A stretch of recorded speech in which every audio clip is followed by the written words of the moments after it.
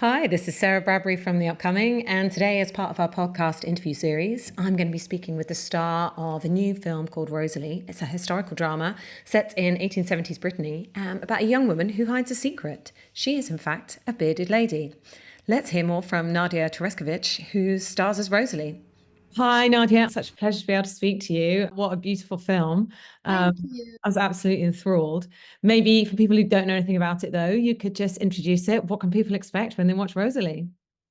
Well, I feel that it's a big love story and it talks about like kindness and love and actually talks about a young woman who dreams to be the woman she wants to be free to be herself and to love and to be loved. And then it's all this how do you say that she's trying, like it's hard, there is a lot of resistance to fight for her freedom and to be the woman she wants to be. Mm. And maybe you can tell us a bit about how the project came about. I mean, I understand actually originally you trained as a dancer and didn't necessarily have it on your horizon to become an actress, and then you did the dancer with Stephanie. So it sort of seems right that you came back to work together again. So I guess after that experience, did she just approach you with the idea? Was it something you came up to together? Why was it this story? Well, actually, it's crazy because so I did this first movie. I had a small part. I was doing literature in university and paying with dancing in movies. And then I didn't talk to her for 6 years.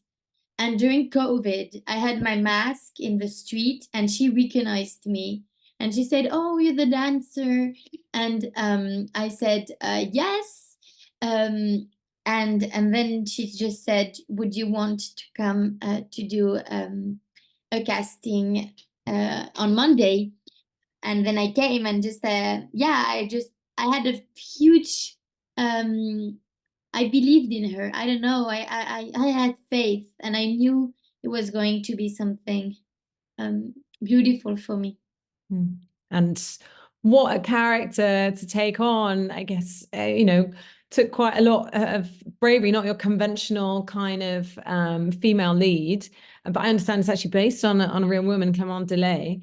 Yeah. Um, so how did you kind of craft this character with Stephanie? Were you kind of looking back in the history books to kind of understand the setting and the kind of person she might have been, or were you relying more on the script? Well, actually, because I felt that um, Tiffany didn't want to do a movie about freaks. She really wanted to talk about this young woman who has a difference, but she wanted to normalize the face of a bearded woman and normalize this. And ideally, if we can forget that she has a beard, then we won. And so I came for 2 months every day to search to find this character. So we were searching for the beard because 1 or 2 millimeter in more it didn't work, and how would she look? So we were searching for that, searching for yeah her looks, her dress, her hair. And every time I would come to search for her external appearance, I was actually searching for how does she feel and why do I have this sort of emotions like shame and feeling bad in myself that I had to actually to fight against during all the movie. And it's actually with Rosalie that I started to feel safe and like it and feel actually proud to have this beard. But it's really with this search. And then there are two movies that inspired me a lot. There was Rosetta des Frères Dardenne for the this wild thing that Emily Dequesne has. And then another movie that's called Ryan's Daughter of David Lean that inspired me a lot. But then I just watched these two movies and I have the picture of Clémentine Delay, who was the real bearded woman in the 19th century, and I had it on me. And I was just looking for her strength and the fact that she's graceful. And I had this in me. And then I just tried to understand Rosalie. Yeah. And I think that's really interesting because, yeah, I think if you kind of look at a lot of films that perhaps try and deal with this kind of subject matter, it is almost treating someone, like they're a freak, or, Yeah. concentrating a lot on like the bad reactions of the society around her. But in this film, I mean, she's very confident. She's got a lot of bravado. And actually, the townspeople kind of embrace her. Like they're so endeared to her by her charm, and her kind of lust for life. So it almost feels like it flips the script a little bit on the expectations of what you might have for a protagonist like this. Well, I'm happy to hear that, because the idea is also to show how someone can be celebrated and then humiliated, and it talks to our generation also with the social networks where someone, but now it's million of people. It's not a village who can celebrate someone and destroy someone in 2 minutes. And there is this thing about we like difference, but not when it comes to us.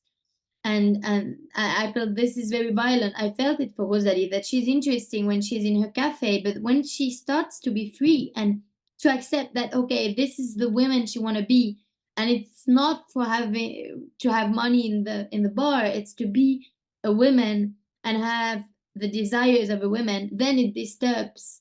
Also because I feel like it projects the fears everybody can have on themselves, and that her freedom starts to disturb the people who actually are not free in their way, because I feel like everybody has a beard, like everybody has something. Um, so this is the thing I liked about it, and really to search for this moment that when she has the beard, then she becomes brave, because actually the beard is her femininity. Like she's a woman with a beard, and when she has the beard she can be herself. And how long it is to find a moment where we feel a little bit ourselves. And I feel like this is really symbolically the path of someone who accept that she's like this, and now people have to love her like this.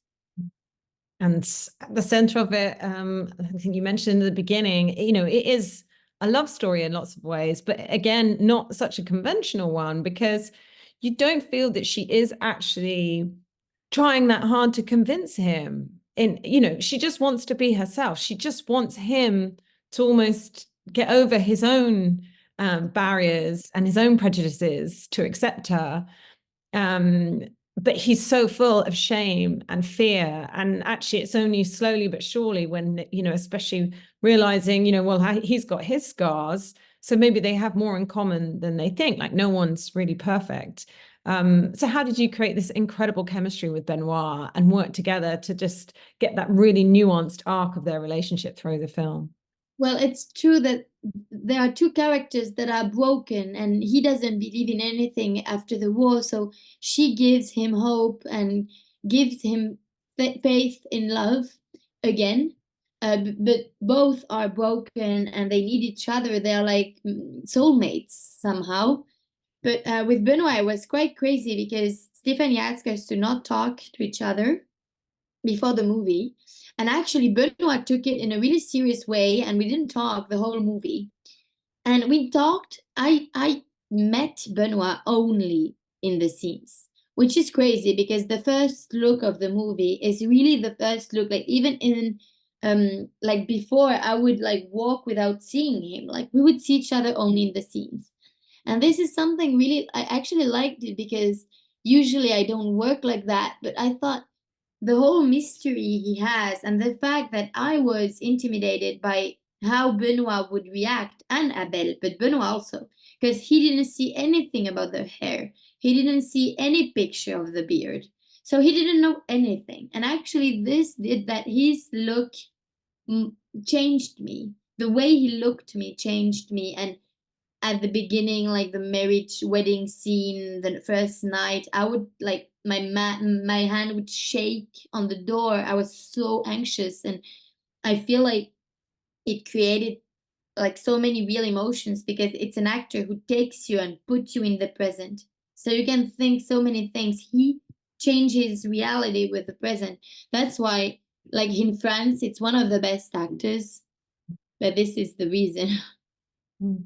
And how did you kind of see their relationship at the end? And, I guess what the takeaway is from that, that maybe we all we can blame society for having certain rules, for example, about beauty standards, but it is something that we actually all internalize. And whether it's, you know, self-loathing or lack of self-acceptance, but also not being able to see the beauty in someone else beyond what is, you know, the stereotype or the surface appearance. So it feels like there's a really kind of optimistic and inspiring message behind that. Well, I'm happy to hear. It's true that there is something about unconditional love, like that they feelings, they come from a desire they don't control, and at one point this desire is not anymore the desire asked by society. It's something that is stronger, and love is stronger than all the codes that society can have, because actually they feel like how it took time, there is resistance, there is a real evolution, but at one point he's ready for everything for her, and I feel this is really something that touched me. And wait, to talk about love behind appearance, all appearance. And I guess what's crazy though on the flip side of that is, even though this is set in 1820s France, I mean, have we progressed in some ways? You know, if there were a woman in the public eye with a beard, would we be accepting? I mean, it makes you think maybe we haven't progressed as far as we think we have. Oh, that's And in some ways, maybe it's gone even more backward. well, at one point totally, and at the other no, because I mean the girl is sold by her dad to her husband, so this is something that has so much changed, of course. But then it's true that I'm following Arnam Kaur, who is a bearded woman from London, on Instagram. She's amazing. And but she says how much hate she has also, and how hard it is, because she wants to keep her beard. And I feel like we are still judging so much, and people are so violent, and I'm just like, it's crazy, this all this work we have to do against hate and judgment. So I hope that Rosalie will embrace all differences, because what's differences, what's normality, what's beauty. Like if we feel that Rosalie is beautiful, then we won. Like it would be also to find sensuality in another place, and something, a beauty, a new kind of beauty also. And just very quickly on your own career, obviously, since embarking on this incredible new career of yours, you know, you've already worked with Isabelle Huppert, already you had that role in Red Island, and I know you've got Maid of New Orleans coming up. So how has that experience been for you? Must have been a bit of a whirlwind, and I believe, you know, you're going to be working in English as well, so that must be exciting. Well, I was just saying before to Charlotte that I dream of working abroad. It's something I've been dreaming of. Now I'm preparing a Western in Italy, and I will shoot in this movie where I have a smaller part, but still. But yeah, it's something when I see that movies, before I would never think about it, but now that I see that movies are traveling, that's why I'm really happy to have all these interviews in English, because I would love to go also from the frontiers. But I'm really happy in France, so I'm just like working in France, and if ever someone is interesting abroad, then I will go. Well, I'm sure they will be. Well, thank you so much for sharing all that with Thank me. you Huge congratulations on the incredible performance, and can't wait for everyone so else to see much. Rosalie. Thanks a lot. Thank you. So nice Bye. to chat to you. Thanks. Bye.